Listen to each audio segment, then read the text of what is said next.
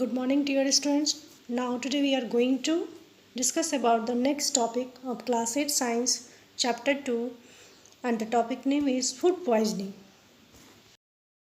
Food poisoning could be due to consumption of food spoiled by microorganisms. So it is important to preserve food. Food poisoning क्यों होता है? तो वो spoiled food के consumption से होता है, उसको खाने से होता है, जिसको माइक्रो ऑर्गेनिजम्स वेस्ट कर देते हैं, ख़राब कर देते हैं, स्पॉइल्ड कर देते हैं. अगर उस खाने को हम लोग खाते हैं तो उससे फूड पॉइजनिंग की कंडीशन बनती है. So it is important to preserve food. इसलिए यह ज़रूरी है कि फूड को प्रिजर्व किया जाए. Food preservation chemical method. Pickles can be preserved by using chemicals like salts and edible oils. Jams and squashes can be preserved by using sodium benzoate, sodium metabisulfite, etc. These chemicals are called preservatives. Food के preservation के लिए जो first technique है वो है chemical method. जैसे कि pickles यानी अचार को कैसे प्रिजर्व किया जाता है, तो कुछ सर्टेन केमिकल्स जैसे कि साल्ट्स और एडेबल ऑयल्स डाल के. जैम्स एंड स्क्वैशेस को प्रिजर्व करने के लिए sodium benzoate and sodium metabisulphite chemicals का यूज किया जाता है. These chemicals are called preservatives. ये सभी केमिकल्स क्या कहलाते हैं? तो प्रिजर्वेटिव्स कहलाते हैं. Preservation of food by using salting. Food items like fish, meat, amla, raw mangoes, tamarind, etc. can be preserved by using common salt. It prevents the growth of microbes. कुछ food items जैसे कि fish, meat, आंवला, कच्ची mango और जो tamarind है, इसको हम लोग प्रिजर्व करते हैं कॉमन सॉल्ट को यूज़ करके.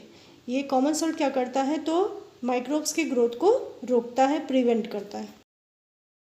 Food items also preserve by using sugar. Food items like jams, jellies, squashes, etc. can be preserved by using sugar solution.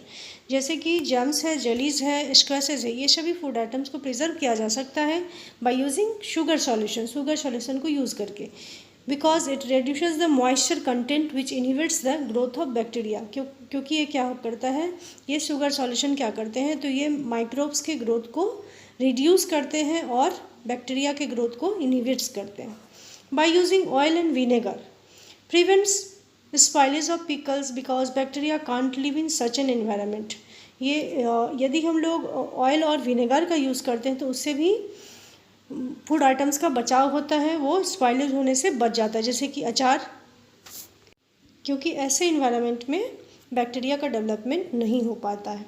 Vegetable, fruit, fish and meat are often preserve by this method. सब्जियों को, फलों को, fish and meet को हमेशा प्रायः इस method से preserve करके रखा जाता है. Heat and cold treatments. Heating food items kills microbes. Storing food items at low temperatures prevents growth of microbes. Food items को यदि ज़्यादा से ज़्यादा हीट कर दिया जाए तो भी माइक्रोब्स प्रिवेंट हो जाते हैं, रुक जाते हैं, उनका ग्रोथ रुक जाता है. और लो टेम्परेचर पर यदि फूड आइटम्स को स्टोर किया जाए तो भी माइक्रोब्स का जो ग्रोथ है वो प्रिवेंट्स हो जाता है, रुक जाता है लो टेम्परेचर पर. यानी कि रेफ्रिजरेटर में किसी भी फूड आइटम्स को रखने से कोई भी फंगल इन्फेक्शन या बैक्टीरियल इन्फेक्शन या किसी भी तरह का माइक्रोबियल इन्फेक्शन नहीं होता है. Storage and packing. Many food items are stored in airtight containers to protect them from microbes. ऐसे बहुत सारे फूड आइटम्स हैं जिनको यदि एयर टाइट कंटेनर में रखा जाए तो भी माइक्रोब से उसकी प्रोटेक्शन होती है. So dear student, now the last topic of this chapter is pasteurization and nitrogen fixation. So thanks.